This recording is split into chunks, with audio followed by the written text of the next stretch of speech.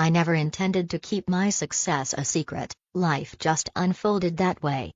Growing up in Singapore, my parents instilled in me the value of hard work and education. Emily, knowledge is the one thing no one can take from you, my father would say, driving his taxi late into the night to fund my studies. My mother worked 2 jobs, ensuring I had everything I needed to excel. Their sacrifices paid off. I graduated top of my class in finance and secured a position at one of Asia's largest banks. By 28, I was the youngest division head in the bank's history, managing over $50 billion in corporate loans, but few knew this side of me. I met James at my friend's small cafe, where I often helped out on weekends. Something about the simple, grounding work kept me balanced. One rainy morning, he walked in, ordered a latte, and smiled when I drew a heart in the foam. "This is the best coffee I've had in months," he said, his eyes crinkling at the corners. "The secret is making it with care," I replied, wiping down the counter. He returned every weekend. We talked about everything: his work as an architect, his dreams of designing sustainable buildings, his close-knit family. I liked that he saw me, not just what I had achieved. When he finally asked me out, I said yes without hesitation. Our first date was at a humble hawker center, sharing plates of char kway teow and laughing about nothing in particular. I fell in love with his kindness, his integrity, the way he treated everyone with respect, regardless of their status. But then came his family. "They're a bit traditional," James warned before I met them. "They can be judgmental about career and status."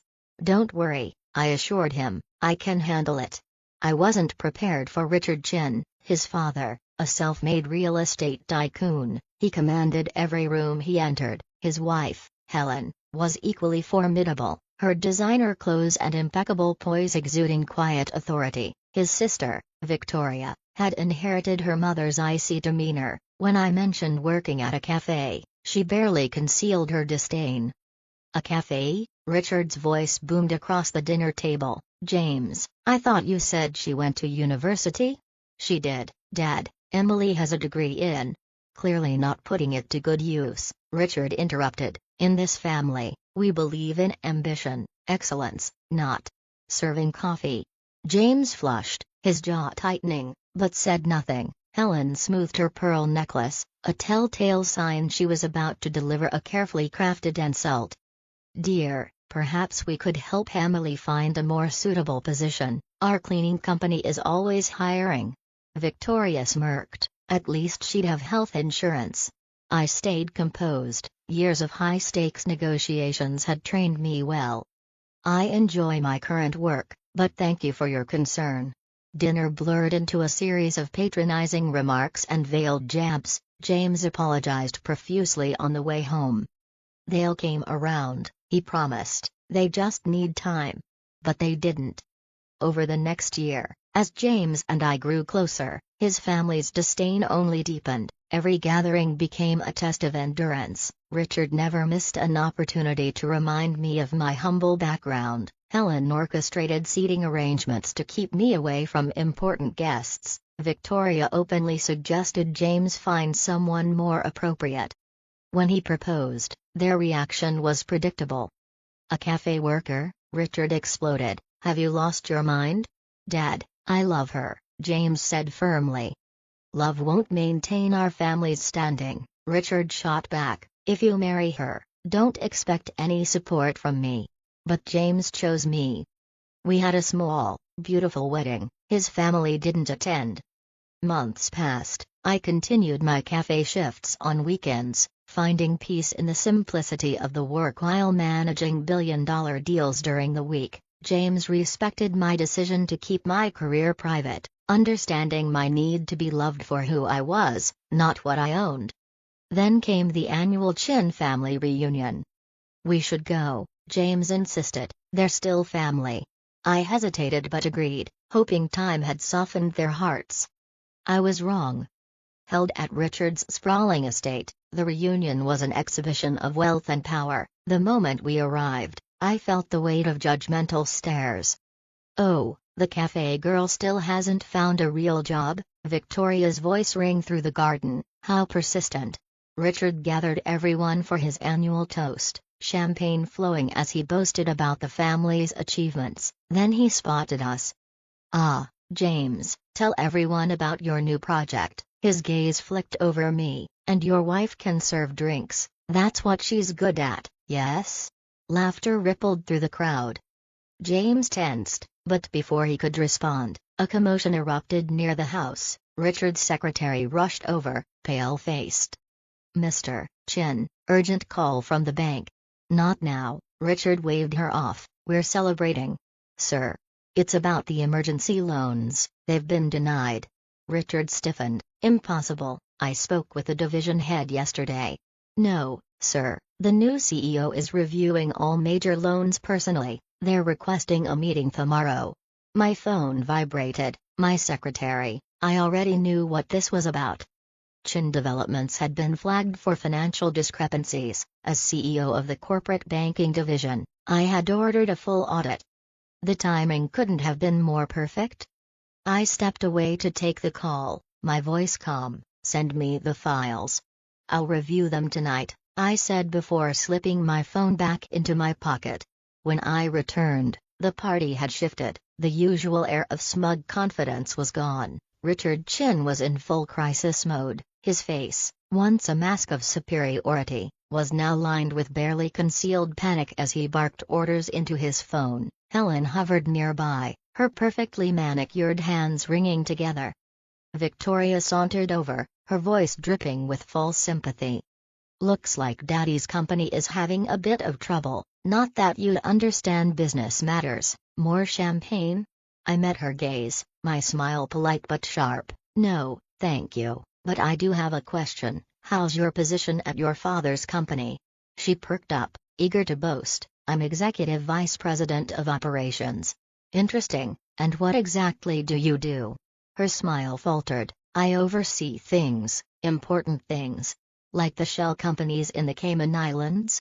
The champagne flute slipped from her fingers, shattering against the marble floor. A hush fell over the nearby guests as heads turned our way. Victoria's voice was barely a whisper. "I don't know what you're talking about. The ones hiding your father's debt, or perhaps the inflated property valuations?" Before she could respond, Richard's voice boomed across the garden. "Everyone, party's over, family emergency." As guests murmured and began to leave, Richard turned to James, his desperation barely masked. "Son, I need your help. The bank, they're being unreasonable." "Your firm has good relationships with other banks, yes?" James hesitated. "Dad, we're a small architecture firm. We don't handle corporate loans." Richard's patience snapped. "Useless, just like your choice in a wife. If I lose this company, it's on your head for bringing bad luck into this family." That was enough. I stepped forward, my phone in hand. "Mr. Chin, I believe we have a meeting tomorrow at 9 a.m.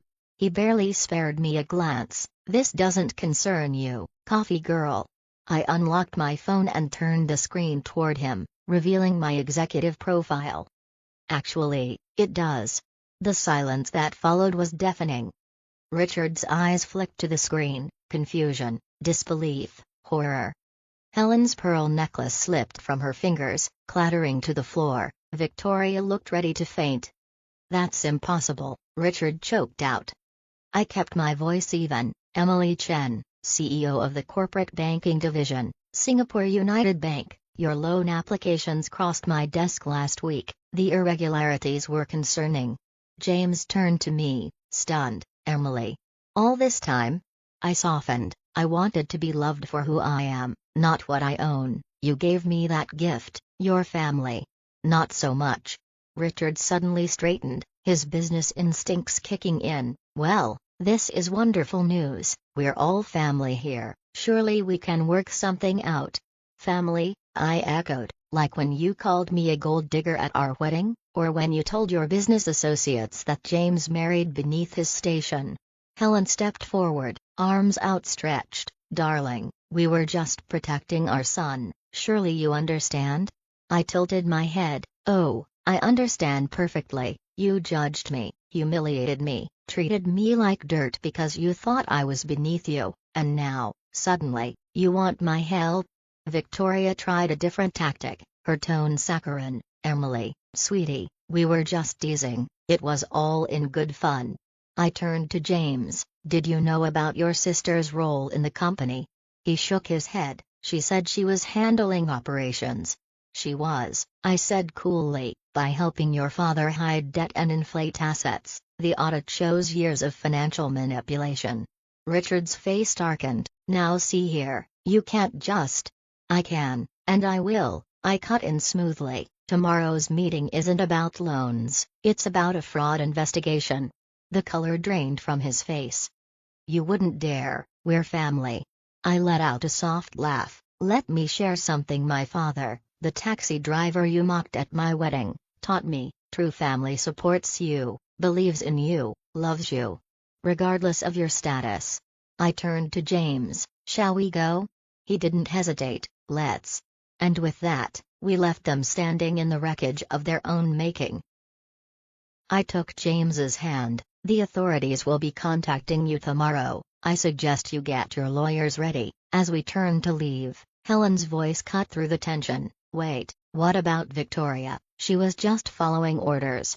I paused at the door. Actions have consequences, Helen. Victoria chose to participate in fraud. She'll face the same investigation as everyone else. The drive home was quiet, the weight of everything settling between us. Finally, James broke the silence. Why didn't you tell me? Would you have treated me differently if you knew? He thought for a moment. No, I fell in love with you, not your job. That's why I fell in love with you too. I squeezed his hand. I'm sorry for keeping this from you, I just needed to know our love was real. What happens now? I sighed. Your father's company will be investigated. With the evidence we have, there will likely be criminal charges. Victoria too, if she's implicated. And us? That depends. Can you handle being married to a woman who makes more than your entire family combined? James laughed, the tension breaking. I think I'll manage, but no more secrets. No more secrets, I promised. The next morning, Richard Chin arrived at my office promptly at 9 a.m., flanked by his lawyers. Gone was the arrogant tycoon, replaced by a man who finally understood that he wasn't the most powerful person in the room. I slid the audit report across the desk. Falsified valuations, hidden debts, shell companies, it's all here. His lawyer cleared his throat. We can explain. No need, I interrupted. The evidence has already been forwarded to the authorities. Richard leaned forward, desperation in his eyes. Emily, please, think about what this will do to the family name. Like you thought about my reputation when you told everyone I was a gold digger? Before he could respond, my secretary entered, her voice a quiet disruption. Ma'am, the police are here. What followed was a media circus. Headlines screamed, Chen Development CEO arrested for fraud. Victoria was taken into custody next, clutching her designer handbag as officers led her away. Helen had a very public breakdown at the country club. Through it all, James stood by me. I could see the pain in his eyes, watching his family crumble, but he never wavered. They did this to themselves, he said one evening as we watched the news. You just exposed the truth. Weeks turned into months, and the investigation revealed more than even I had suspected. Richard had masterminded a complex scheme, inflated property valuations to secure loans, then channeled the funds through shell companies. Victoria had played her part, using her position as a front for fraud. The trial was swift. Richard was sentenced to 8 years in prison. Victoria, 5. Helen, spared criminal charges, lost everything in the asset forfeitures. One autumn day, Helen appeared at my office. Her once immaculate designer clothes had been replaced with simple cotton. She looked out of place in the small lobby, her shoulders heavy with a burden I hadn't seen in her before. I know I have no right to be here, she began, her voice strained, but I need to say something. I gestured for her to continue. I was wrong about you, so terribly wrong. Her eyes welled with tears. We judged you because we thought wealth and status were everything. Now I'm alone, living in a small apartment, working as a sales clerk, and I finally understand. Understand what? That character matters more than cash. You were kind to us even when we were cruel. You could have destroyed us completely, but you let the law take its course. That's real class. I studied her, seeing genuine remorse for the first time. Her eyes held the vulnerability that had been absent in our past encounters. What do you want, Helen? A chance, not to be close. I know I don't deserve that, but to apologize, to try to be better. 6 months later, we hosted a small dinner party. Helen came, bringing homemade dumplings, a skill she had learned in her new life. She was different now, humbler, more genuine. James was healing too, visiting his father and sister in prison, working through years of family dysfunction. As for me, I continued my weekend shifts at the cafe, not because I needed to hide anymore, but because I loved the simplicity of making someone's day better with a perfect cup of coffee. One morning, a young woman came in, her shoulders slumped in defeat. "Rough day?" I asked, drawing a heart in her latte foam. "My boyfriend's parents think I'm not good enough," she sighed. "Wrong background, wrong job." I smiled, remembering where my own journey began. Let me tell you a story about family, pride, and what really matters in the end. Life has a way of teaching us its most important lessons. Sometimes it takes losing everything to understand what truly matters. Richard and Victoria learned this in prison. Helen learned it through humility, and I learned that being true to yourself is worth more than all the wealth in the world. James and I are expecting our first child now. We decided to name her Grace, a reminder that even in the hardest situations, a measure of mercy is sometimes deserved. Helen is excited to be a grandmother, and even Richard, through his prison letters, seems to be reflecting on what kind of legacy he really wants to leave. The cafe still stands, a humble reminder of where our story began. Sometimes customers recognize me, the banking CEO who serves coffee on weekends. They often ask why I still do it. My answer is simple. Every cup of coffee is a chance to make someone's day better, and at the end of our lives, isn't that what matters most? They usually smile, understanding or not, but I know my truth. Success isn't about power, revenge, or even proving others wrong. It's about staying true to yourself, showing kindness even when it's not deserved, and remembering that everyone, even those who hurt us, deserves a chance at redemption. As I write this, I'm sitting in the cafe, watching the sunrise paint the city in shades of hope. James will join me soon, as he does every weekend. Helen might stop by with her dumplings. Life isn't perfect, but it's real, and rich with lessons learned. And sometimes, when I'm making coffee or reviewing billion-dollar deals, I think about my father's words. Knowledge is the one thing nobody can take from you. He was right, but he missed something important. Integrity, compassion, and the courage to be yourself. Those are things nobody can take either.